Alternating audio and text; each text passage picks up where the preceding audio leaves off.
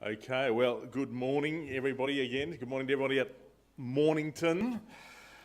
It's a little brisk today, mind you. Coming back from Canada, this is absolutely fine. You'll remember last week I left you with some homework. The homework was to see if you could have a 7-minute conversation with somebody, preferably someone you don't know.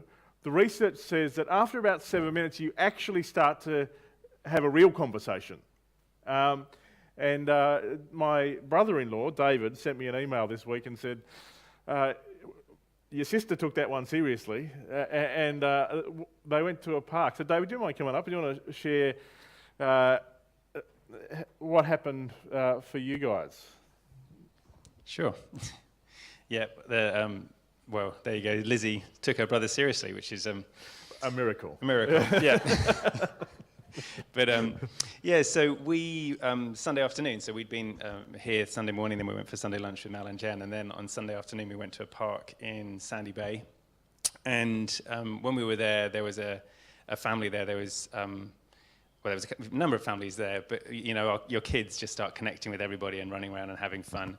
But there was a Muslim family there. The lady had the sort of burqa on, not the full face one, you know, you could see her face, but she was there and her kids were playing, and there was another Australian family there, and when the kid, well, essentially they went over to the sort of the seesaw bit, and one of the Australian kids was playing with this Muslim kid, and suddenly the dad sort of said in a fairly sharp tone, you know, "Come on, mate, time to go for ice cream," and there was just something in the tone of voice that was like, I don't want you playing with them.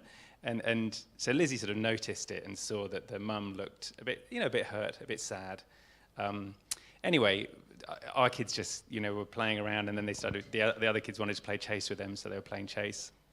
And then Liz saw the dad and just said, you know, it's nice to see the kids playing together, and then started to chat. And she just, you know, she was thinking, okay, well, let's see if we can, you know, just chat for 7 minutes or so, do my homework. Anyway, right around the 7-minute mark, I think we got onto the fact that he was so she started chatting, and then I came across. We got onto the fact that he was in cybersecurity, and he'd actually worked for some big oil companies on their, you know, cybersecurity side of things. So, of course, Liz then decides to ask what his opinion was about Trump. And, you know, whatever else you want to say about Trump, he's great for extending conversations beyond the 7-minute mark. So that definitely took us beyond the 7-minute mark. But then he was asking about what we were doing, and we actually ended up chatting for over an hour, and talked about family, they'd both been working really, really hard as parents and had very little time for their family, and chosen to take a different job for the sake of having a bit more time with their kids. And we talked about the fact that we were here in Australia for 6 months, and he asked what I was doing, and you know, so I ended up to share, you know, I was a missionary, and talked about, you know, but it was as he disclosed more of his world and I disclosed more of mine, it was appropriate to share that, you know, we're Christians and we're missionaries and we're over here sort of writing a book. And it was just really nice time with this family and just chatting and getting to know them. And anyway, and then when we left, you know, we sort of said, you know, well, Lizzie just said, well, you know, all the best saving the world from cybercrime. And he said, yeah, you know, all the best writing your book. I know it'll be great, you know. And yeah, it was just a nice moment. So thanks, mate. So we'll be checking up on everybody's homework. No, we won't. But you can see this is on when we talk about share, our follow, bless and share, we say having space for people. This is what we mean by having space for people. What does it mean to actually have the space in your life to be able to have the 7-minute conversations where relationship actually builds? So we don't just bounce off each other like billiard balls every day. Now, part of that, you'll notice, again, if you've got your, what are these called again? Newsletters. Yeah, newsletters. If you pull out this card, this is our gift to you today. What we're asking you to do is to take this card and assume that see where it says your house. Obviously, your house probably doesn't look exactly like that. It is it's a representation, if that's okay. But what we'd love you to do is take a pen I was going to say during the sermon, but I'd like you to focus during the sermon if you can. But feel free and write down. See if you can. How many people? So this is the person. This is the family that lives to the left of you, to the right of you. Now, if you're in an apartment block, you may actually see that these are the people that live above you and below you. But if you are just in a normal house, this may be the people who live across the street or behind you or whatever it is. But I wonder. And for some of you, this diagram won't be adequate. But if you can, you'll need more boxes. But who thinks they would be able to fill out the names of the people in the houses that live around them? Who would, here at Lena Valley, how many people do you reckon? See, that's pretty good. So all the names, including the kids. Maybe, okay, we've got slightly fewer people with their hands up now, but that's it. But what we'd love you to do is actually fill this out and put it up on your fridge or tuck it in the back of your Bible and pray for our neighbours. And pray for opportunity to build relationship with our neighbours. Because remember, this whole sermon series is based on what had become known as the Great Commandment, where they come to Jesus, and we talked about this last week, and says, what's the most important thing for us to focus on? And Jesus says, okay, I'll tell you the one most important thing, and he gives them two. He says, love the Lord your God with all your heart, all your soul, all your mind, and love your neighbour as yourself.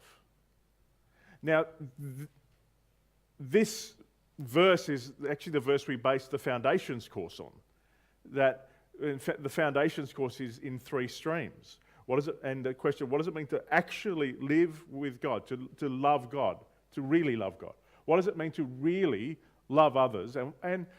And sadly, too often, many of us actually do love people like we love ourselves, and we don't love ourselves real much. And so, what does it mean to learn to understand and love ourselves? But this question comes from this book called The Art of Neighbouring, where a bunch of pastors, as I said last week, got the local mayor together and said, how can we help? And the mayor said, if you could just get your people to love their neighbours, that would change our city. And it's interesting for us right now, the Clarence City Council is coming to the community of the Eastern Shore and saying, could you consider loving your neighbours? And we as church leaders are having to hear that and say, the secular council are coming to the community and telling us to obey Jesus. Because sometimes we can take Jesus' words and make them so abstract that they're not that challenging. So this question, what would happen if we actually heard Jesus when he said, love your neighbour? What if we were to hear that and say, what if he actually meant, love your neighbour? Love the person who lives next door to you. To actually have space for them. And today we want to ask this question. What, if it's such a big thing, and all the research says this is what makes communities work, and if we know it has beneficial impact on our health, on our wealth, on the more networks of relationship you have, the healthier, the happier, the more integrated, the better your life is going to be. Why don't we do it more? Well, one of the reasons I want to suggest is we're not living at a pace that allows us to be available to our neighbours. Many of us are just too busy. Many of us are just too busy to love our neighbours. And one of the things we need to understand as followers of Jesus, and this is really important to hear, how you spend your time reflects what your real values are. how you spend your time reflects what your real values are. It's one thing to come up with the right answers to questions. It's another thing to sit down and say, what have I done for the last week? Where have I put the most minutes of my week? What has been my main priority, actually? For me, this is a big topic. We're going to need to keep coming back to it over and over again, because I believe we are in a battle. And one of Satan's main goals is to isolate you as a human being, to take you away from relationship. Because when you are isolated, you are vulnerable, and particularly vulnerable to his lies. We'll talk more about that at another time. Many of us know our life is too full. In the Western world particularly, we often live at a pace that is just not sustainable. Many of us know our life is too full. But there are 3 lies that we subconsciously believe. There are 3 lies that, at least one of those, I bet you've told yourself before. Here's one of the lies. Someday, like I'm really busy right now, but someday things will settle down. Does that sound familiar? There's a few nods of... Yeah, when the kids finally leave home. I'm getting rid of one this week. No, actually, it's going to be a big deal, saying goodbye to Dan.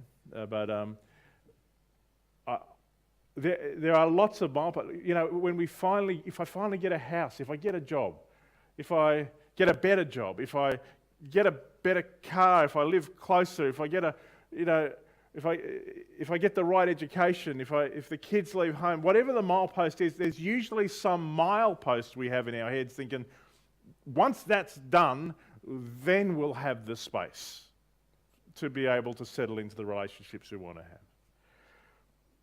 That's a lie. Another lie is that I need more stuff in order to get my life to a point where we can relax. If I have a little bit more, whatever that more is, like more money or whatever it is, then I will have enough space for to be able to relax and have more space for my family, and more space to think and do the things I actually want to do. That's a lie. Research shows you will never get to a point where you are satisfied with the stuff you have. The economists call it the law of diminishing returns, actually. That the more stuff you get, the less benefit you get from it. And so you want more of it. It's a rule of economics. And the other lie we believe is we think, oh, well, everybody lives like this. No, they don't.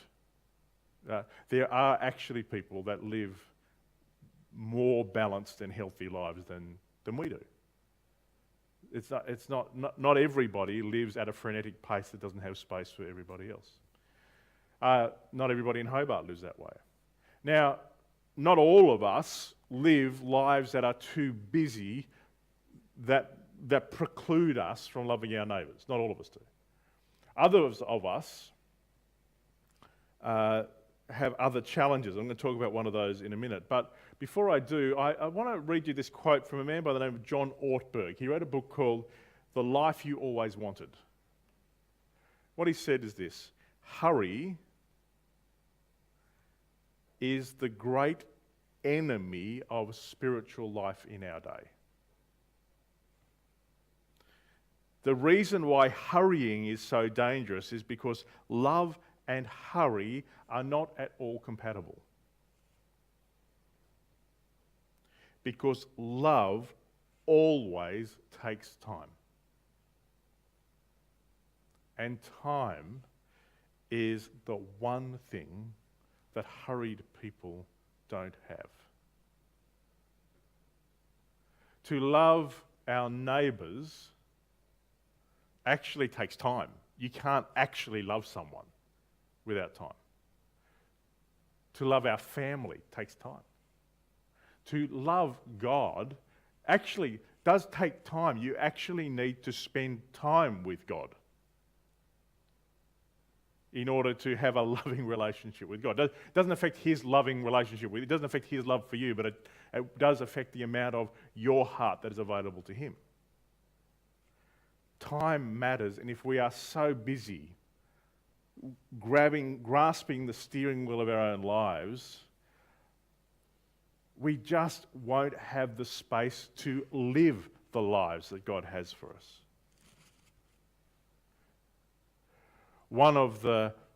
There's a poem that says, I am the master of my own destiny, I'm the captain of my own soul, something along those lines. It's just not true.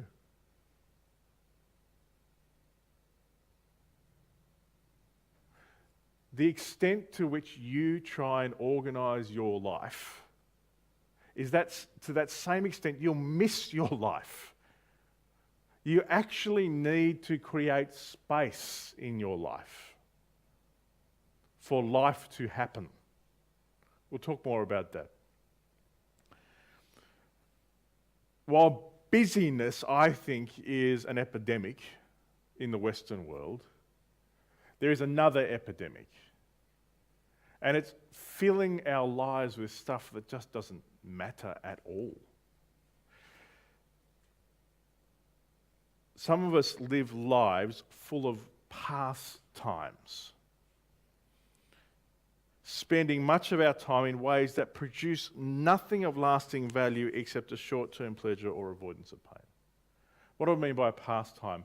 A pastime is something you do that produces nothing. Now, you can have a conversation that helps, like this the 7-minute conversation is not necessarily a pastime because it's producing something in the relationship. Does that make sense? You're getting closer to someone. That's producing something.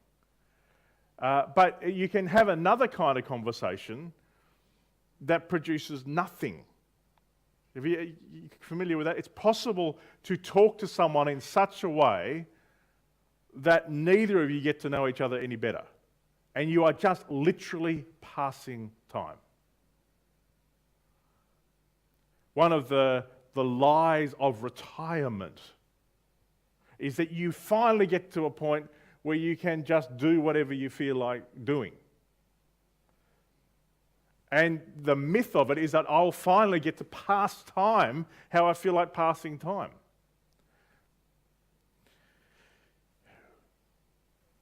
We pay in our society is disordered. We pay the most money to people who help us pass time.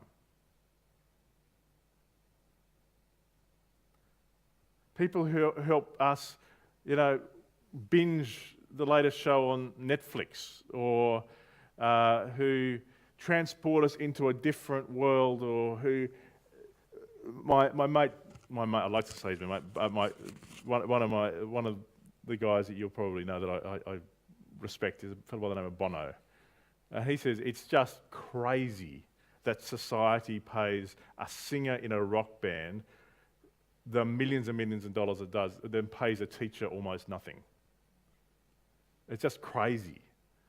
And he says, look, as a singer in a rock band, I know I've got a responsibility to try and do something, but our society is disordered. And technology that was meant to help us has both caused us to be more busy. So now many of us carry work around with us in our pockets. You don't get to, turn off from work in the same way. Our technology has caused us to be more busy, and it's also given us innumerable ways to pass time. Just parenthetically, and this won't be an issue if you're, not so much into computer games, but I'm fascinated how computer gaming is becoming a major pastime. And one of the addictive things about it is you get the feeling that you're doing something that is worthwhile. Like you get the same payoffs in your brain because when you've built a city or you've conquered a land the same chemicals get released in your brain as when you've done something actually useful in the real world. But the danger of a computer game is that it isn't actually, when you create a world in Minecraft, it actually doesn't change the real world. And so I'm fascinated. The number of young blokes particularly, but more and more many people who are spending hours and hours in front of computer games, often because they haven't yet found a way to be productive or feel powerful out in the real world. And it's going to be a challenge for our society, I believe. It's just a parenthetical thing to say. Now, it doesn't mean that it's wrong to play computer games. I quite like playing computer games. It doesn't mean that it's wrong to watch television. It doesn't mean... But if we fill our lives with pastimes, life will pass.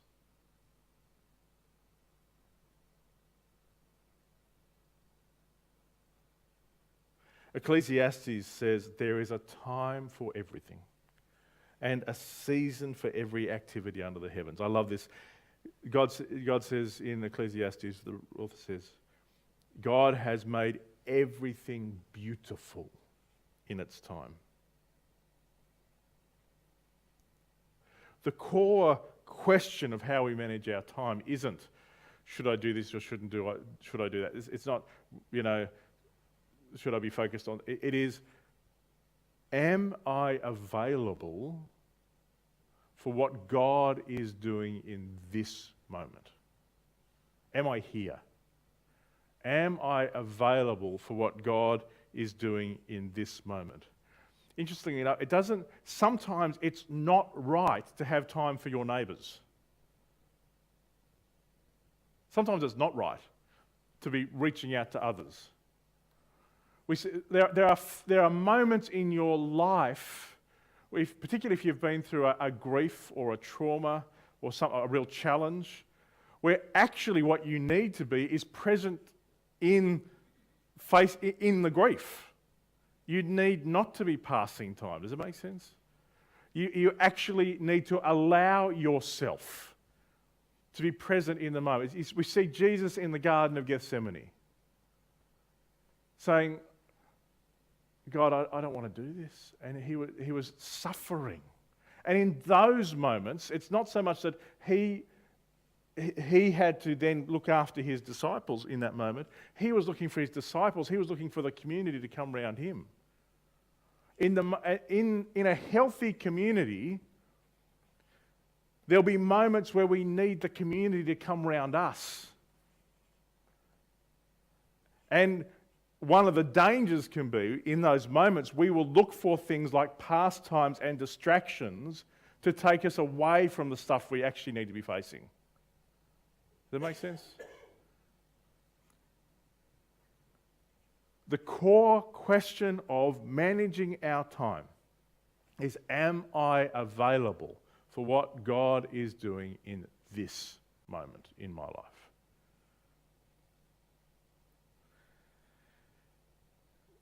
God introduced, he knew that we wouldn't do this accidentally. He knew that we would default to being self-centered.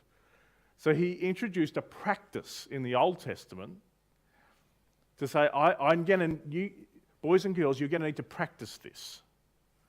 He introduced the practice of Sabbath to form us as people who were neither too busy nor too self-absorbed to see what he was doing in the world.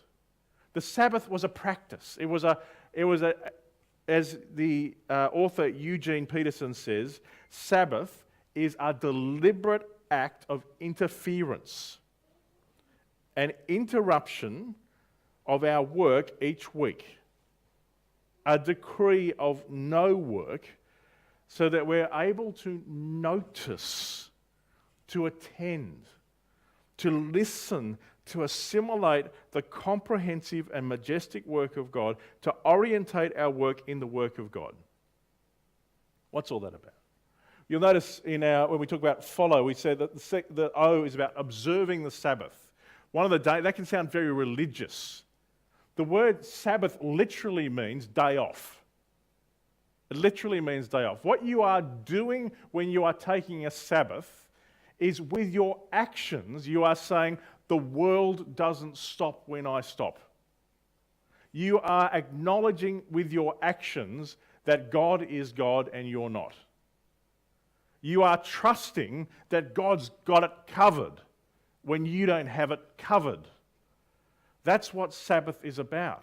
For many of us, Sabbath is and needs to be a Sunday where we come and reorientate around who God is.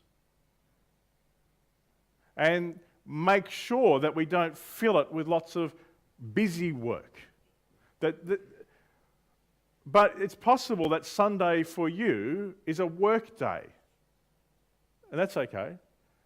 But still, the principle of Sabbath, Jesus makes it clear that Sabbath is not a religious law we have to follow. He says the Son of Man is Lord of the Sabbath. It is a pattern and a principle that God builds into life. It's interesting that and we know we need it.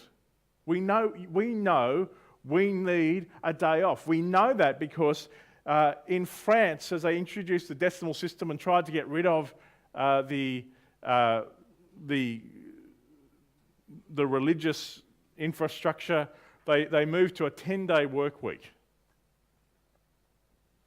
And they very quickly moved back to a 7-day work week as people were burning out. We are, as human beings, designed to need at least a day off. Now, I believe in our modern world, you need to find a way to have 2 days. What I mean by that is, if your only day of not working is a Sunday, then by necessity you have to fill that with mowing lawns and doing your shopping and doing all the bits and pieces.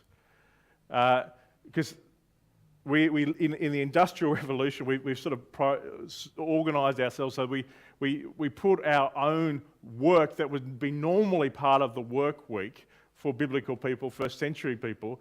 We've marginalised that. We don't have time for that. Our time is purchased, so we're all focused on something someone else is doing, working at a work. So I think the idea of a weekend is a good idea. But in that, I think we need a day where we address the unresolved things of our family and house and home, and we do that. And you still need a day off. You need a Sabbath day. God built a rhythm of a day off a week. And he did that so that we could learn to be available. Learn that we are not the center of the universe. We are not going to be able to build relationships with people if we're too busy.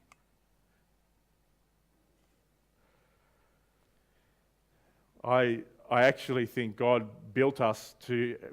So there's the weekly rhythm of the Sabbath. I believe you also need a daily rhythm of taking at least an hour to stop and listen and realise that God's there. I also think there's an annual rhythm. God built these annual rhythms into the year of holidays and festivals, and for us, we need annual rhythms as well. And we need holidays. And that's why I love the new year.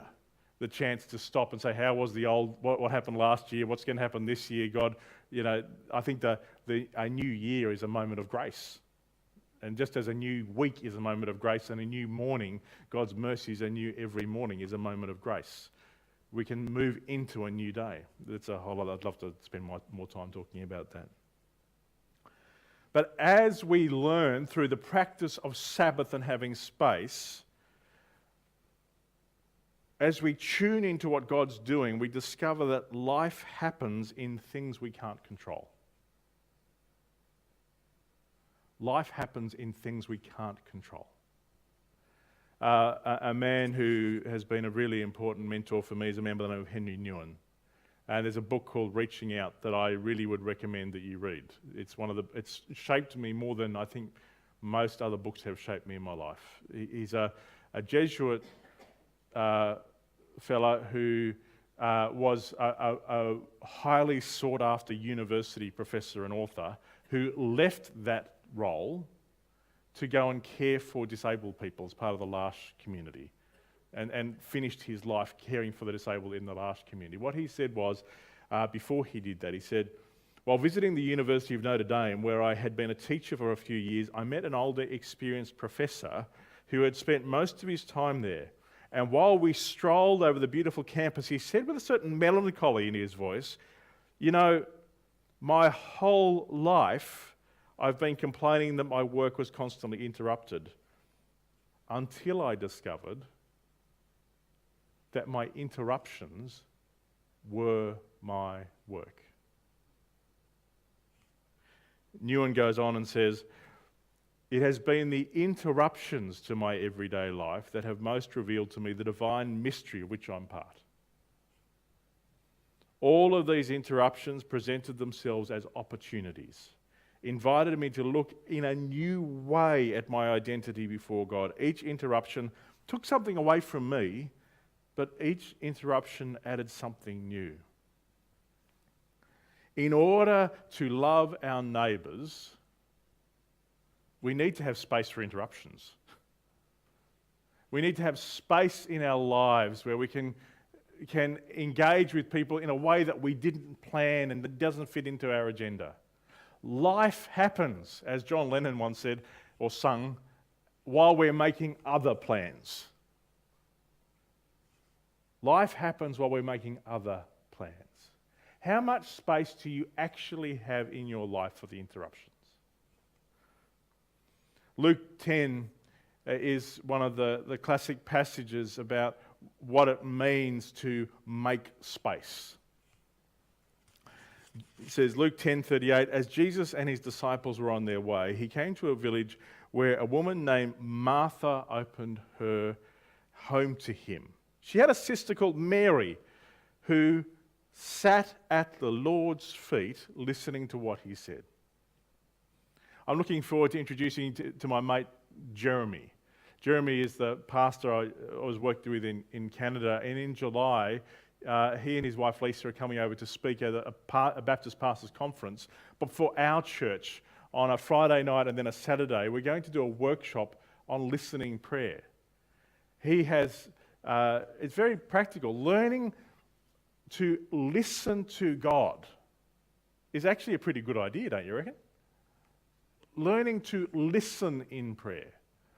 And for many of us, we have to learn to develop the skill to learn to listen. What Mary is doing here is sitting at Jesus' feet and listening to what he said. But, listen to what it said, then there's a but. But Martha was distracted by all the preparations. I don't think that the biggest enemy facing the church are the atheists or people who believe different from different religions. I believe that the biggest enemy facing the church is distraction. We keep getting distracted onto other things, our worries. As Jesus said, the worries of this life and the deceitfulness of wealth in another place. He says, this is the stuff that takes people away. Martha was distracted by all the preparations that had to be made. She came to him and asked, Lord, don't you care that my sister has left me to do the work all by myself? Tell her to help me, she says. Now, this is a really countercultural thing that's happening here. For a Jewish woman to be sitting at a rabbi's feet is a very unusual thing. But Jesus looks at Martha in the eyes and says, Martha, Martha, you are worried and upset about many things. Can you identify with that?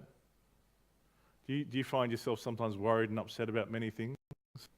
It's very hard to have space for people if you're worried and upset about many things. It's very hard to have space for God if you're worried and upset about many things. Jesus says, few things are needed. Indeed, only one thing is needed. Mary has chosen what is better and it won't be taken away from her. What's he saying? He's saying, there is one thing necessary. Listen to me. Let me be the center of your world and everything else falls into place. Or as he says in Matthew 6:33, seek first the kingdom of God, which is God's will. Seek first that and everything else gets added to you. It is possible to be so busy doing good things that we miss the main thing. It's possible to be so busy doing good things that we miss the main thing. Ephesians says we are God's handiwork, or in the Greek, God's masterpiece. Michelangelo created the statue of David, which they say is one of the greatest statues ever made. And they asked him, how'd you do it? And he said, I just carved away all the stuff that wasn't the masterpiece. What does it mean for you in your life to follow Michelangelo's example and practice the art of elimination of everything but the masterpiece in your life? Can you see that in this past week you've spent time on stuff that wasn't the masterpiece? What does it mean to eliminate the stuff from your life that's not the masterpiece?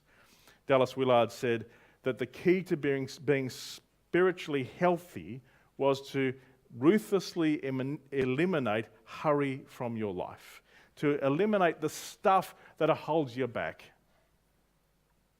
In order to love the Lord our God with all our heart, all our soul, all our mind, all our strength, and to love our neighbours as ourselves, we have to eliminate the stuff from our lives that holds us back, to allow us to have the space.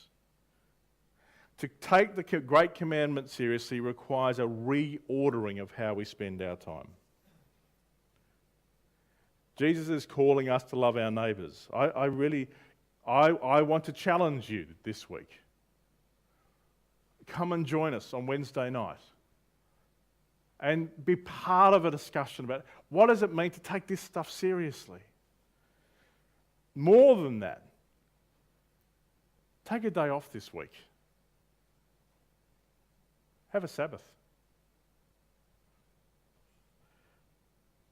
And see if you can notice what God is trying to do in the interruptions of your life this week, in all the around the margins, in the stuff you didn't plan. See if you can watch what God's doing in the interruptions.